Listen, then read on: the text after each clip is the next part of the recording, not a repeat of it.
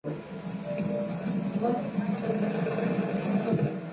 anyway, sana mabigyan din ng konti itong issue sa ombudsman.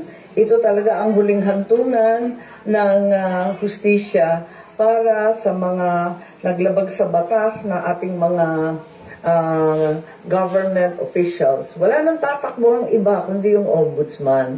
Pag talagang binastos na at talagang ginawa ng politika ang ombudsman, wala na talaga tayong uuwian.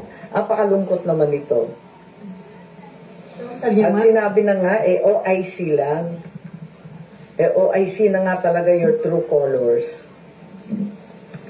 So, ma'am, sabi nyo nga, parang hindi nyo tatantanan, mag-aasaran kayo hanggang katapusan. So, sabi nyo, aakit kayo hanggang Korte Suprema, just in case. Malamang. Kasi wala na akong tatakbon dahil kung yung ombudsman, talagang na-corrupt na rin, na flood control na rin, ay wala tayong pupuntahan kundi yung Supreme Court.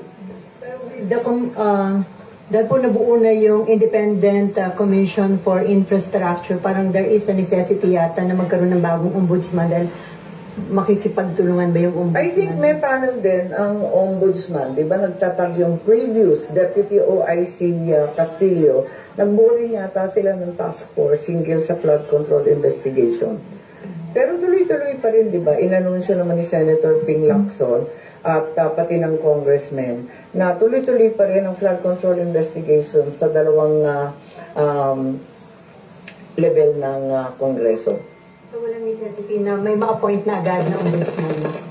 Well, parating maganda kung walang puwang. Pero kung pipilitin naman at pipilitin, sa totoo lang meron naman kasi may regular rules. Pero ang balita, yung Deputy OIC na babae, yung si Castillo, hindi daw cooperative. Kaya biglang nailagay itong OIC Vargas. Nalulungkot ako kasi talagang umaasa tayo sa ombudsman, lalong-lalo na sa mga panahon ito na umiira lahat ng report tungkol sa corruption. Do you think good choice yung i-appoint ni Presidente na chairman ng ICI, si dating Justice Reyes? Siyempre, umaasa tayo ng todo na kahit papano may lalabas.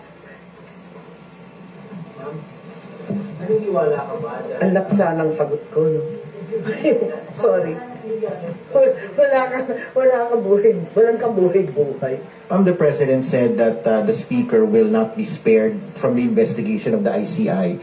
Naniniwala ka ba dyan? Kahit pinsan ko, kahit kapatid ko, abangan na lang natin, hindi ko sure.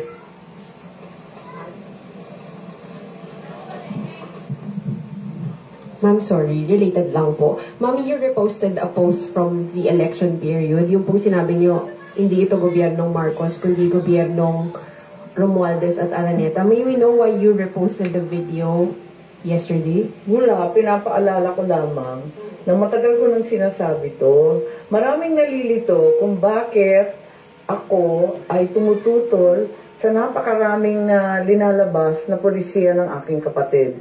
Tulad ng sinasabi ko, mahal ko ang aking kapatid. Hindi magmamaliw yan kailanman. Kaya lang, hindi ito ang turo ng aking ama. Kung buhay yung tatay ko, kaya ako pumunta sa puntod, sa libingan, talagang masasabon kami ng bonggang-bongga.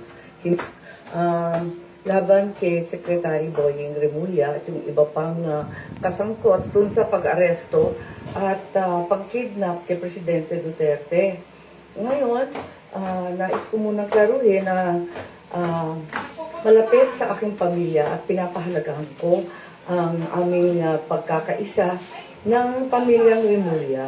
Kaya lang, hindi totoo na wala na siyang kaso at may clearance na siya para sa pagiging ombudsman.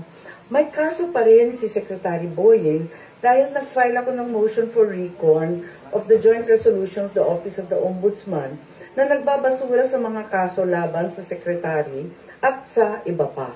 Ito sila. Ayon sa rules ng mismong ombudsman, maaaring magsampa ng motion para sa rekonsiderasyon sa loob ng 5 araw.